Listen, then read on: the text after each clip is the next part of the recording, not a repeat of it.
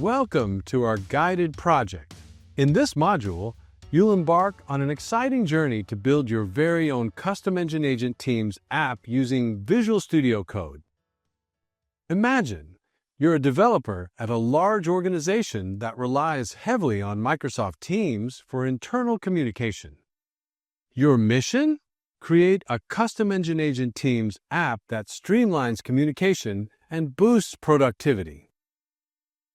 Throughout this module, we'll guide you step by step as you set up your development environment, customize prompts, and update configuration files by using the power of Azure OpenAI and Visual Studio to test your agent within the debugging tool. This project is not just about building an app, it's about creating a solution tailored to your organization's needs. By the end of this module, you'll have practiced the skills needed to create and configure a powerful AI-driven Teams app that meets your organization's specific needs.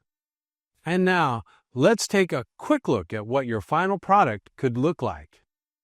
You can watch here as a user interacts with a custom engine agent, seamlessly pulling from a RAG data source. The user poses a question related to the data, and the agent delivers a precise and accurate response, showcasing the power of this custom solution. Get ready to dive in and start building your custom engine agent Teams app.